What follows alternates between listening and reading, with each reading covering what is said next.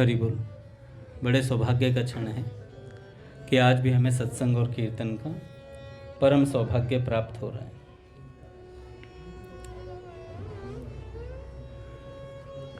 पहले कुछ सेठ जी स्वामी जी के विचार पढ़ लेते हैं, फिर उसके बाद एक भक्त की चर्चा करेंगे।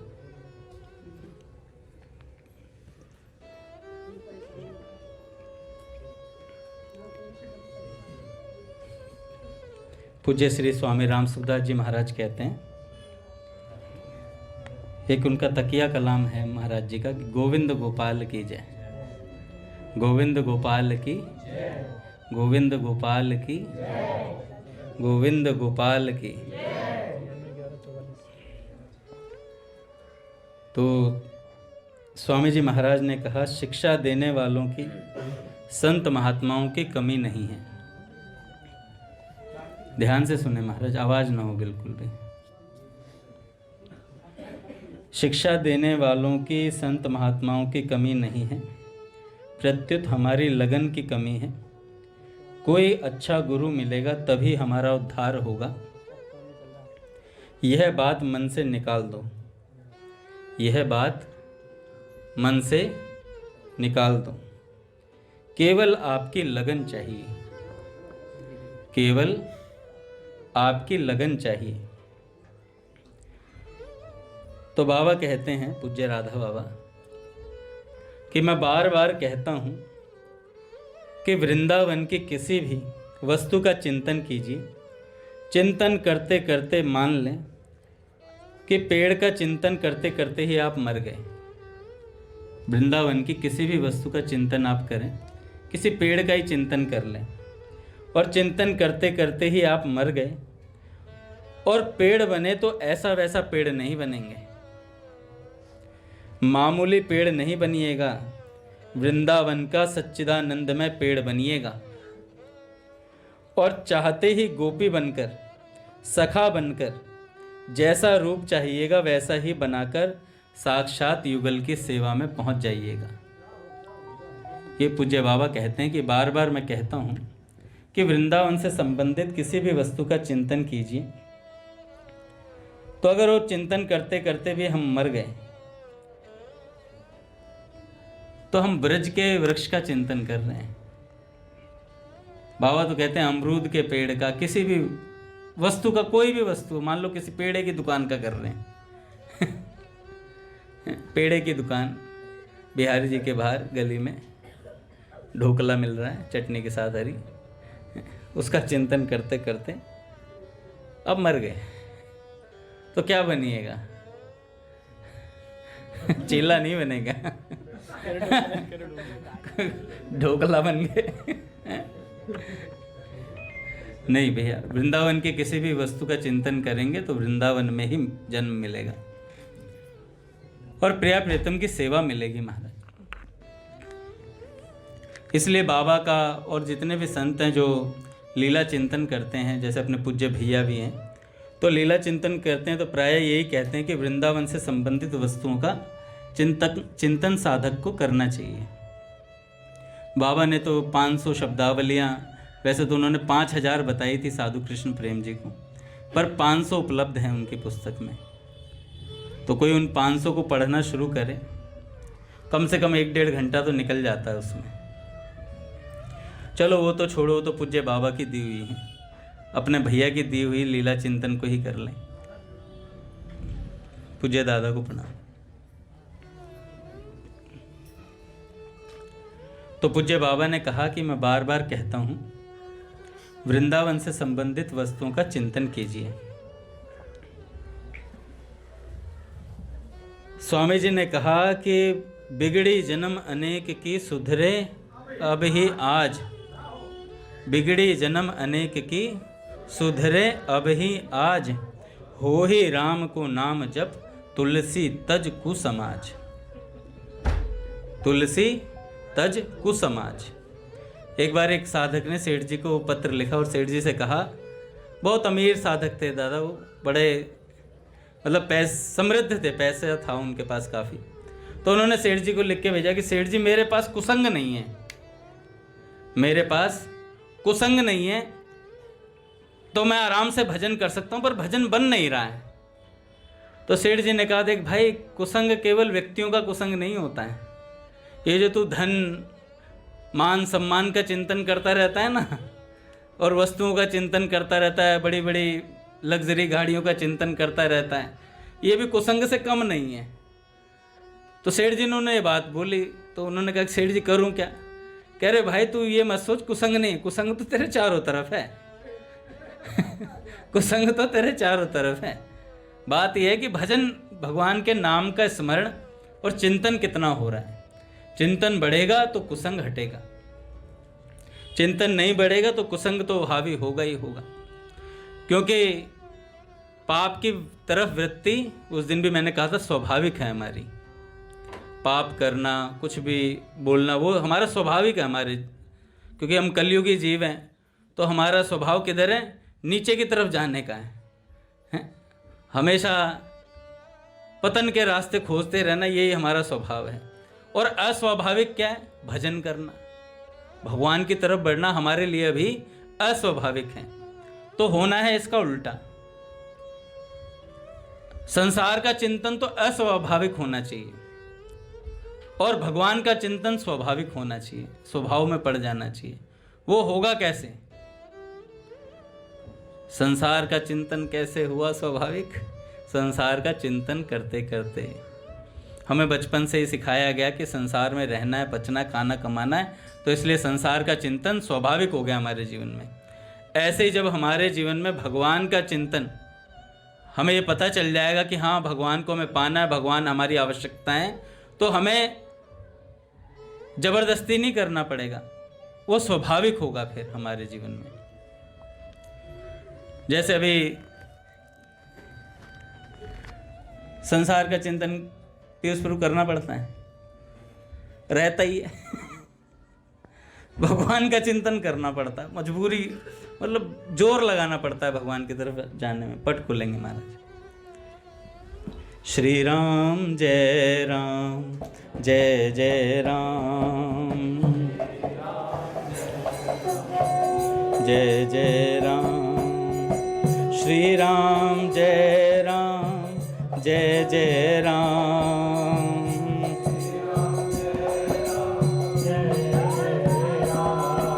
श्री राम जय राम, जय जय राम।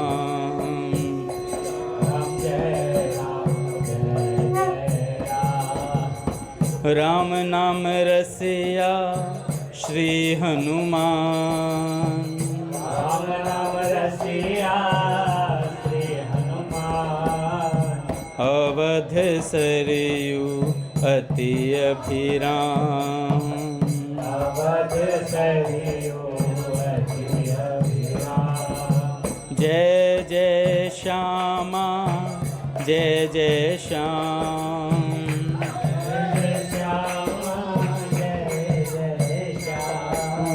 जय जय श्री वृंदावन धाम।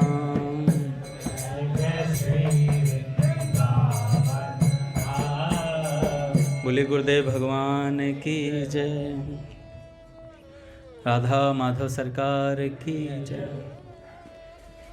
तो बिगड़ी जन्म अनेक की सुधरे, अब ही आज हो ही राम को नाम भज, तुलसी तज को समाज। तो भगवान का होकर भगवान का नाम जपना है। आज स्वामी जी कह रहे थे कि करना क्या है, बस करे माँ माँ माँ माँ माँ माँ माँ माँ माँ माँ माँ माँ माँ। बच्चे को क्या चाहिए? बच्चा कैसे पुकारता है माँ को? माँ माँ माँ माँ, और माँ झट से आ जाती है। अब बच्चे से पूछा जाए कि भैया ये तेरी माँ कैसे है, तो कैसे जवाब देगा? कर माँ है बस। कैसे वैसे उसे नहीं पता बच्चे को, वो तो बच्चा कहेगा मेरी माँ है बस। अरे कैसे है तेरी माँ? कैसे जान? करे मैं जानता वानता मुझे नहीं पता, माँ है बस। तो स्वामी जी ने कहा बस ऐसे ही जिद होनी चाहिए साधक की, मैं भगवान का हूँ, भगवान मेरे अपने हैं। अरे कैसे अपने हैं, क्यों अपने? अरे तुम छोड़ो इस बात को। स्वामी जी ने कहा इस बात को छोड़ो, कैसे अपने हैं, क्यों अपने हैं। बात छोड़ो, जानने की आवश्यकता नहीं है। बस भगवान मेरे हैं, इस बात को जान लो। बस भगवान मेरे हैं, अपने हैं, और भगवान के पीछे पड़ जाओ, भगवान के पीछे पड़ जाओ। बार बार हर 5-10 मिनट बाद, नाथ मैं आपका हूँ, नाथ मैं आपका हूँ, प्रभु मैं आपका हूँ। भगवान, अरे क्यों मेरा, बस मैं आपका हूँ, क्यों का मत पूछो। अरे तू पापी है, अरे क्या हुआ, हूँ आपका मैं। भगवान कुछ भी कहते रहे, आपका ही हूँ, एकदम खास आपका हूँ। भगवान मना नहीं कर सकते इस बात को। उस दिन दामन जी पिताजी ने कहा था कि भगवान नकार नहीं सकते कि हम भगवान के नहीं हैं, भगवान को स्वीकार करना पड़ेगा। एक भक्त हुए, हाँ एक बात और बताता हूँ, फिर एक भक्त का चरित्र सुनाता हूँ। भगवान के शरण होकर भगवान का भजन, ध्यान, नाम जप, कीर्तन आदि करें तो अनेक जन्मों की बिगड़ी हुई बात आज ही, अभी, इसी क्षण सुधर जाए। आज तो बड़ा होता है, रात्रि के 12 बजे आज कहलाता है, रात्रि के 12 बजे तक आज कहलाता है। परंतु भगवान की शरण लेने पर तो अभी इसी क्षण उद्धार हो जाए, इसी क्षण उद्धार हो जाए। इसलिए भगवान कहते हैं, माँ शुचें, सब चिंताएं छोड़ दे, हम भगवान के शरण हो गए तो अब भगवान जाने और भगवान का काम जाने, भगवान जाने और भगवान का काम जाने। भैया ऐसे एक भक्त थे जिनका नाम था रामदास।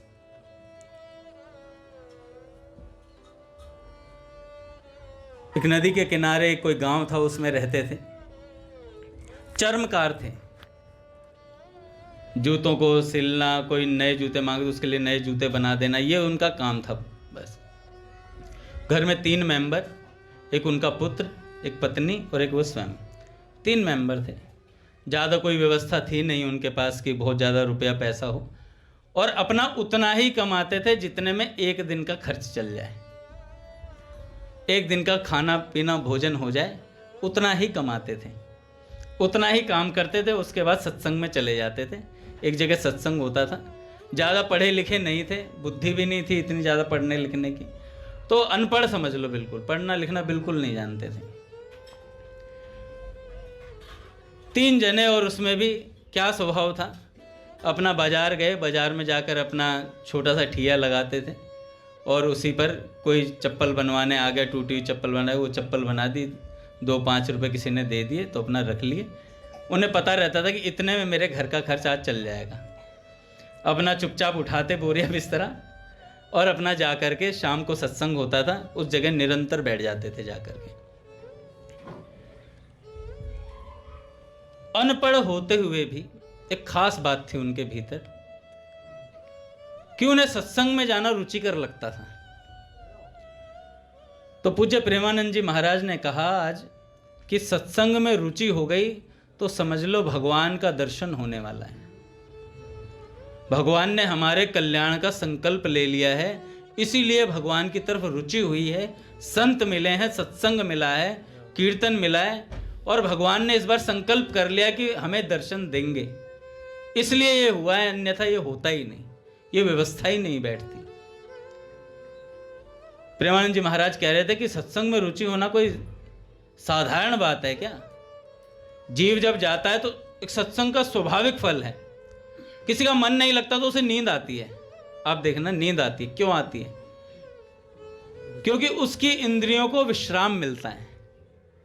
जैसे ही सत्संग में बैठता है, ये महाराज जी ने बताया, महाराज जी ने कहा कि सत्संग से उसकी इंद्रियों को विश्राम मिलना तत्काल शुरू होता है, और जैसे अगर भावुक होगा, सत्संग को समझने वाला होगा, तो वो परम विश्राम की तरफ जाएगा, और वैसा होगा किसी को समझ नहीं आ रहा होगा तो उसकी इंद्रियां तो विश्राम करेंगी करेंगी, उसके शरीर को सुख पहुंचेगा।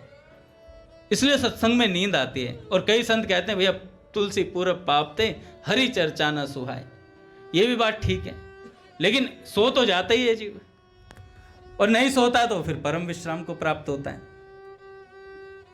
तो ऐसे ही रामदास जी जो थे नित्य सत्संग में जाते, वहां पर सत्संग में महाराज जी अच्छी अच्छी बातें बताते सत्संग की, उन्हें कुछ समझ नहीं आता था, एक अक्षर समझ नहीं आता था। महाराज जी कह रहे पूरा 1-1.5 घंटे का सत्संग रहता और उन्हें सत्संग में एक बात समझ नहीं आती बिल्कुल भी। पर वो किस लिए बैठते थे कि सत्संग के बाद 2 मिनट का कीर्तन होता था, 1-2 मिनट का कीर्तन होता, और उसमें वो क्या करते, कीर्तन होता था, उसमें गोविंद गोपाल की जय, गोविंद गोपाल की जय, बार बार ऐसे होता था, और खूब कीर्तन होता, तो उन्हें वो सब समझ में आते थे, गोविंद गोपाल की जय 2 ही शब्द समझ में आते थे। तो लास्ट में जब 2-4 मिनट जब कीर्तन होता तो उसमें वो झूम के नाचते थे। रामदास जी झूम जाते थे पूरे, गोविंद गोपाल की जय, गोविंद गोपाल की जय, गोविंद गोपाल की जय। और जो संत महात्मा कथा करते थे उसमें एक वाक्य बोलते थे कि नाथ में जैसो तैसो थारो, नाथ में जैसो तैसो तेरो। तो ये बात लाइन उनको रामदास जी को रट गई थी कि नाथ में जैसो तैसो तेरो। तो इसी बात को पकड़ करके बैठे हुए थे, नाथ में जैसो तैसो तेरो, मुझे सत्संग समझ नहीं आता है, नाथ में जैसो तैसो तेरो, कि नाथ में थारो जी थारो, नाथ में थारो जी थारो, चोखो बुरो कुटिल और कामी, जैसो भी हूँ थारो, नाथ में थारो जी थारो, बाबूजी मैं थारो जी थारो, बुरो बुरो मैं बहुत बुरो हूँ, आखिर टाबर थारो जी, बुरो बुरो मैं बहुत बुरो हूँ, आखिर टाबर थारो जी, बुरो बुरो मैं बहुत बुरो हूँ, आखिर टाबर थारो जी, बुरो बुरो मैं बहुत बुरो हूँ, आखिर टाबर थारो जी, बुरो कहा कर मैं रह जासूं मरनाथ जी, बुरो कहा कर मैं रह जासूं, नाम बिगड़ सी थारो नाथ मैं थारो जी थारो, भाई जी मैं थारो जी थारो। तो भैया जैसो तैसो थारो हूँ, तो इसी बात की रटन लगाते रहते। और रामदास जी का मन, उन्हें पता नहीं था कि क्या भक्ति है, क्या चीज़ है, बस एक ही चीज़ समझ में आती थी कि नाथ में जैसो तैसो थारो, पूज्य भैया को प्रणाम, नाथ में जैसो तैसो थारो। तो रामदास जी निरंतर यही चिंतन करते थे महाराज, अपना रोज का एक ही क्रम, सुबह जाना, झोला उठा करके अपना, कोई आ जाता तो चमड़े का कुछ काम वगैरह कर देते, चर्मकार थे, अपना चप्पल वप्पल बनाई, कोई नए जूते मांगता था तो भैया रुपया लेकर उसे नया जूता बनाकर दे देते थे। ऐसी उनकी जीवनचर्या थी, नित्य सत्संग में जाते, और महाराज कुछ नहीं समझ में आता था, एक अक्षर समझ नहीं आता, बस लास्ट में कीर्तन होता तो रुदन होता और पुकार लगती, नाथ में थारो जी थारो, नाथ में थारो जी थारो, रोज ऐसे ही पुकार लगती थी। एक दिन रामदास जी बैठे हुए थे अपने, जो उनका क्या कहते हैं ठिया था, जहाँ पर वो बैठ करके काम करते थे, बगल में किसी मंदिर में चोरी हुई तो वहाँ पर भगवान के श्री विग्रह से गहने वगैरह उतार करके चोर, और वहीं पर एक शालिग्राम थे इतने बड़े, और उन पर चक्र बना हुआ था, तो वो शालिग्राम का पत्थर काफी बड़ा था। तो शालिग्राम जी को लेकर चोर चल दिया, चोर को क्या मतलब था। अब चोर जाने लगा, यार गहने तो मेरे काम के हैं, और जैसे ही उस रामदास के बगल से निकला चोर ने कहा कि भाई ये पत्थर लेगा तू? कह रहा कि मेरे क्या काम आएगा? कह रहा धार बहुत बढ़िया बनेगी इस पे, तेरा काम है और तेरे काम आएगा, इस पे अपने औजार की तू धार बनाएगा तो बहुत बढ़िया प्लेन पत्थर है। तो उन्होंने कहा कि भाई क्या लोगे इसके बदले? कह रहे कुछ नहीं, तू एक बढ़िया एक जोड़ी जूते बना दे मेरे लिए। चोर ने कहा, उन्होंने कहा कि ठीक है, मेरे को क्या फर्क पड़ता है। उन्होंने एक जोड़ी जूते बनाकर दे दिए। उन्होंने कहा यार औजार घिसने के लिए और पैना करने के लिए मेरे को पत्थर मिल गया बढ़िया। अब वो पत्थर मिल गया, थे तो वो शालिग्राम जी। अब वो चमार जो थे, चर्मकार जो थे, अपना क्या करते, दोनों पैरों के बीच में तो उन्हें रखते, जब धार पैनी करते दोनों पैरों के बीच में शालिग्राम जी को रख लेते और पैरों से पकड़ के, ये भैया औजार पहना है। कह रहे यार बहुत बढ़िया है यार। अच्छा, जब ये काम हो जाता तो भाई कई बार क्या होता था कि वो कार्य करते करते भी ना भजन किया करते थे। भजन कैसे? नाथ में थारो जी थारो, हरि में जैसो तैसो थारो। और कई बार रुदन होता था और वो धार घिसते घिसते रुदन करते थे तो आंसू शालिग्राम जी पे गिरते थे। और नित्य का ये क्रम था। रोज भगवान से कहते, भगवान से प्रार्थना करते, नाथ मैं जाता हूं, मुझे कुछ समझ नहीं आता, बस मुझे आपके 2 नाम अच्छे लगते हैं, गोविंद गोपाल की जय, ये बहुत अच्छा लगता है मुझे, और नाथ में जैसा तैसा हूं, आपका ही हूं बस। रोज रुदन करते महाराज और शालिग्राम जी को रोज आंसुओं से भिगोते। ये क्रम चल रहा था महाराज, भगवान को बड़ा पसंद आया। तो एक दिन एक पंडित जी बाहर से जा रहे थे। पंडित जी ने देखा यार ये चर्मकार कर क्या रहा है, तो देखा तो दोनों पैरों के बीच में शालिग्राम जी को देखा। भैया वो पंडित जी तो बिलबिल आ गए, कहने लगे ये क्या कर रहे हो तुम? कहने लगे महाराज धार की शर्म पहना कर रहा हूं, ये पत्थर है अपना है? और महाराज वो बड़े गुस्सा कह रहे तुम जानते भी हो ये कौन है? कह रहे मुझे नहीं जानना ये कौन है, मेरे तो औजार पहना होता है इसमें, मैं क्या करूंगा इसका। तो कहने लगे नहीं नहीं नहीं, मैं तुम्हें मुंह मांगी कीमत दूंगा और ये तुम मेरे को दे दो। तो कह रहे महाराज मुंह मांगी कीमत क्या दोगे, मुझे किसी चीज की आवश्यकता ही महसूस नहीं होती। कह रहे जितना कमाता हूं उतना खर्च कर देता हूं पर डे। अब तुम कहोगे मुझे इतना रुपया दे दोगे, मेरे को रुपए की आवश्यकता है, लेना ऐसे ही ले लो, लेना ऐसे ही ले लो, मेरे को क्या दिक्कत है। तो उन्होंने कहा नहीं नहीं मैं पैसे दूंगा। कह रहे पैसे की चाह ही नहीं है, चाह गई चिंता गई मनवा बेपरवाह, जिसको कछु न चाहिए वो साहन के शाह। वो तो अपनी मस्ती में थे, नाथ में जैसो तैसो थारो। उन्होंने कहा क्या दोगे? तो उन्होंने कहा कि भाई कुछ जो आपकी मर्जी वो दे देना, मेरे को वैसे तो चाहिए ही नहीं। तो उन्होंने कहा ठीक है मैं ये ले जाता हूँ।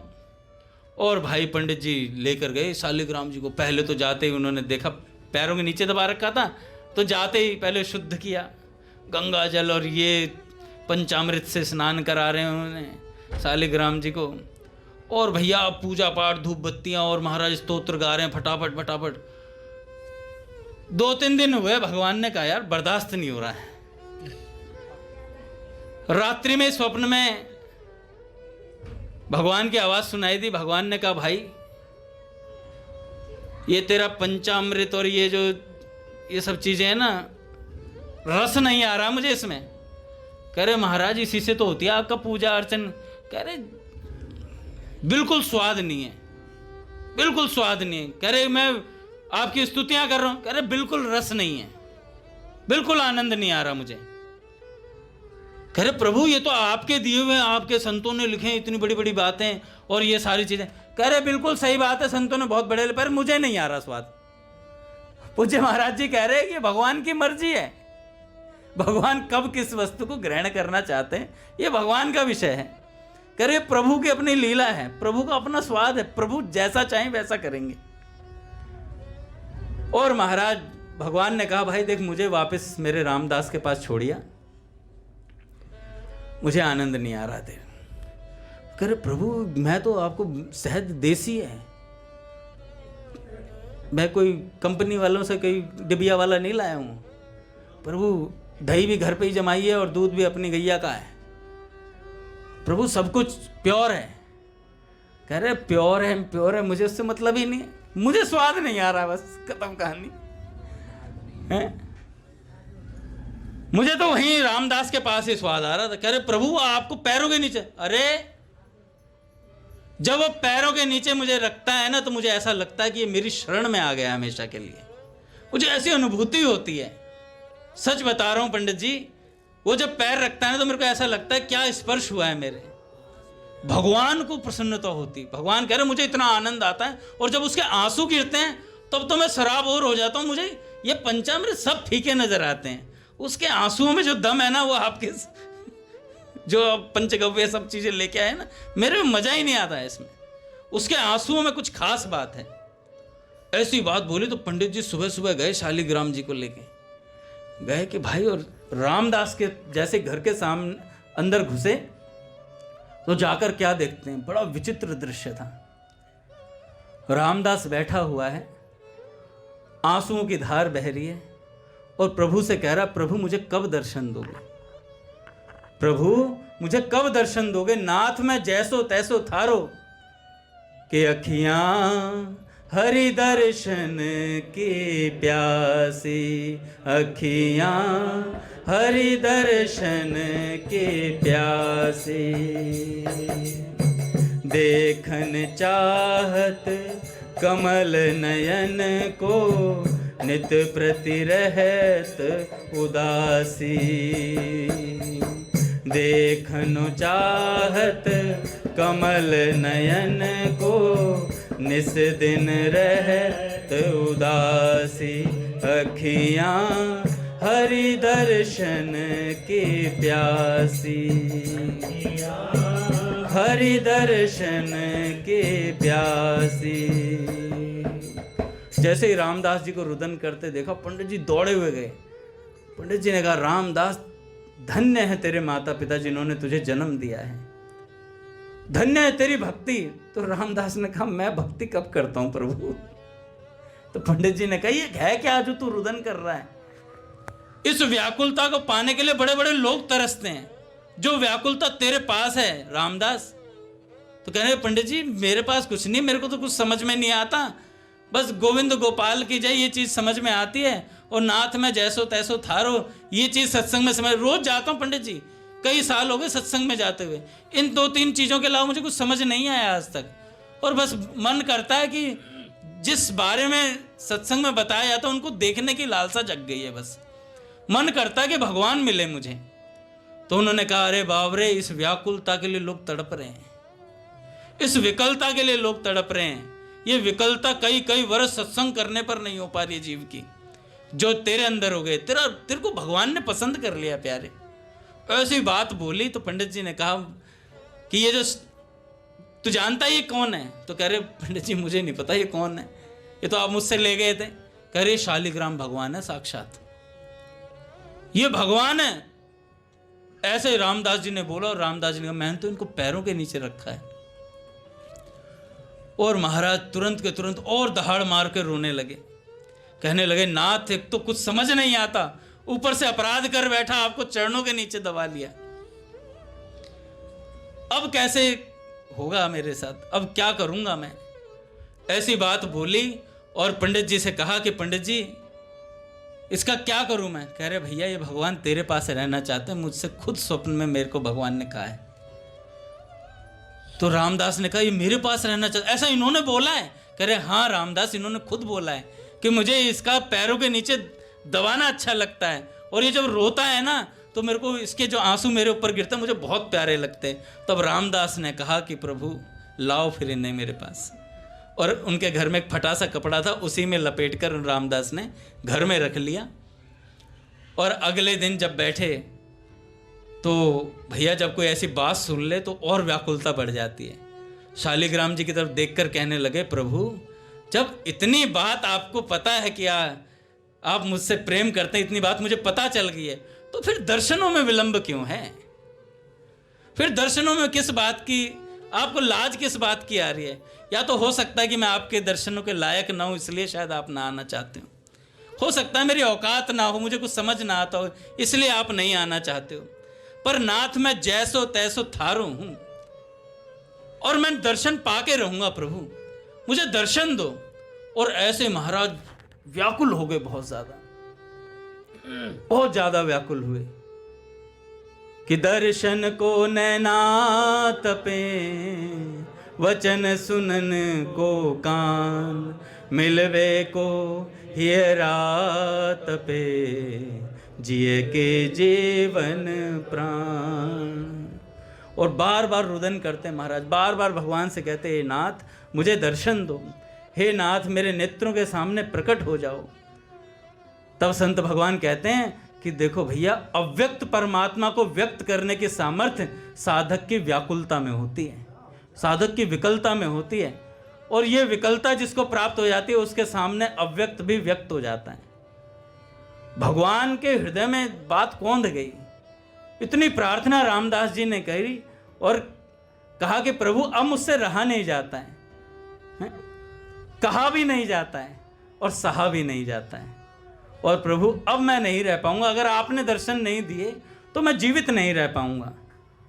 कि मेरे प्राणेश मनमोहन तुम्हें ढूंढूं कहाँ जाकर, बड़ा बेचैन हूँ तुम बिन मुझे देखो यहाँ कर।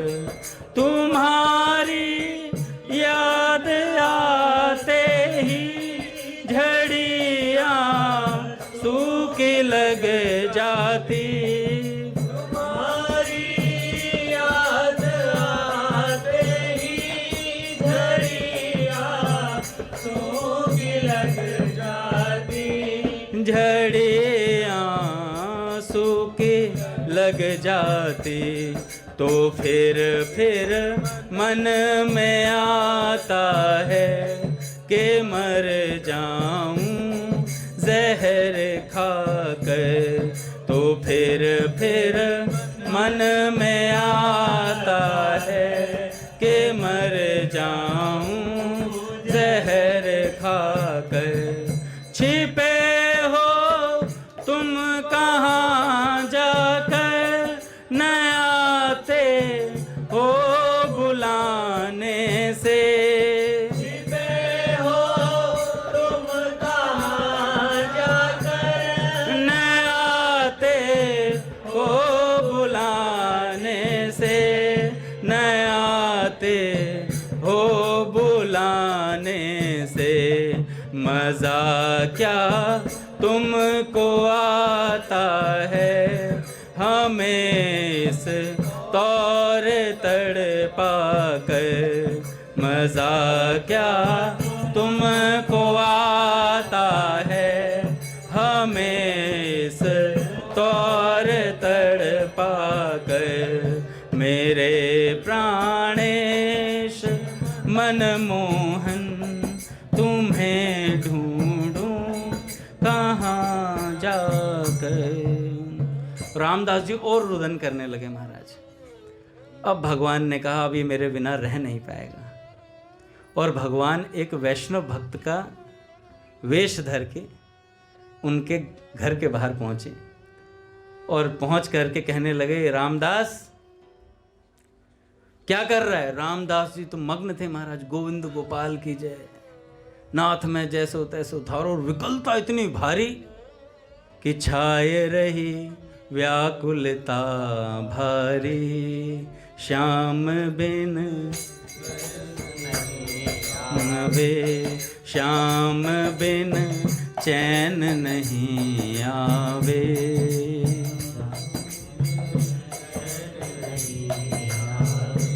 और महाराज जैसे उन वैष्णव ने देखा तो वैष्णव ने कहा भाई रामदास कर क्या रहे हो तुम।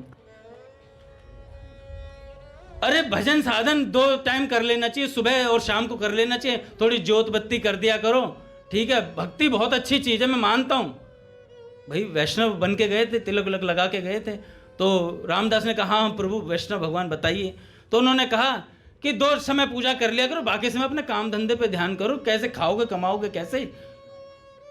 और ये जो भगवान होते हैं ना, ये भगवान बड़े बड़े ऋषियों मुनियों संतों के तो नेत्रों में आते नहीं है, उनके समक्ष तो आते नहीं। तू क्या प्रकट करेगा भगवान को अपने सामने,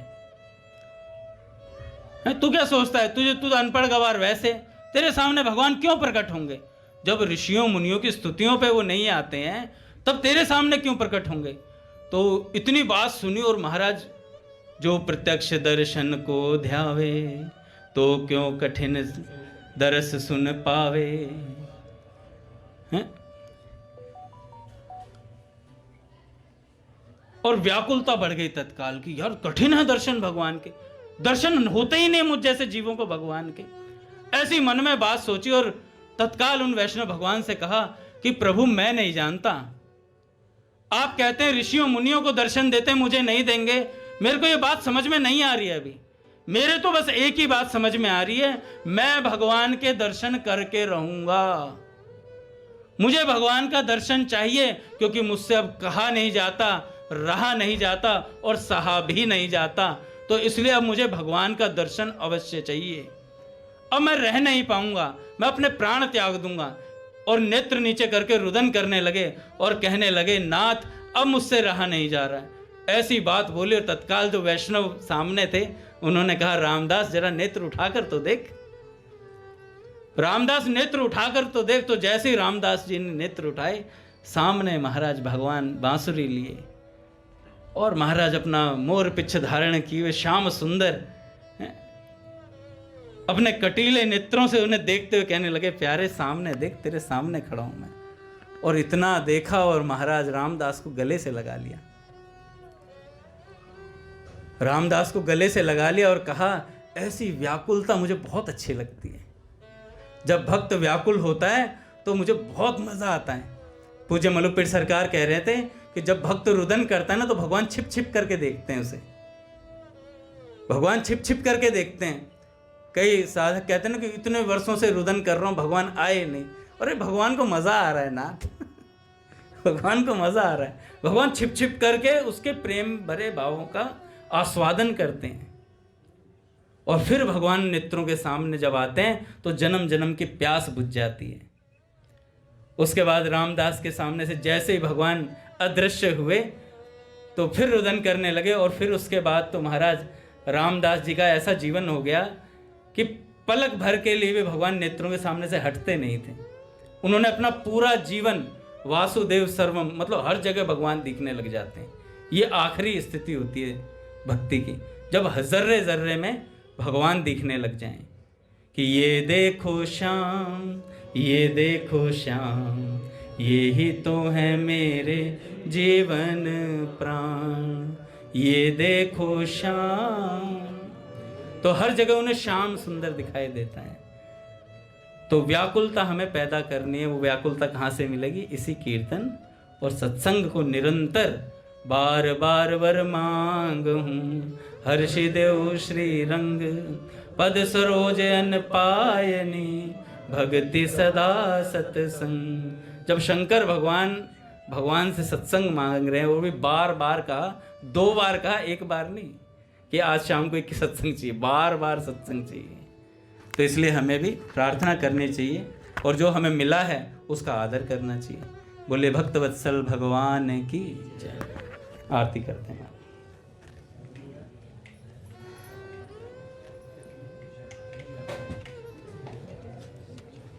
जय हरि बोल। बड़े सौभाग्य का क्षण है कि आज भी हमें सत्संग और कीर्तन का परम सौभाग्य प्राप्त हो रहा है।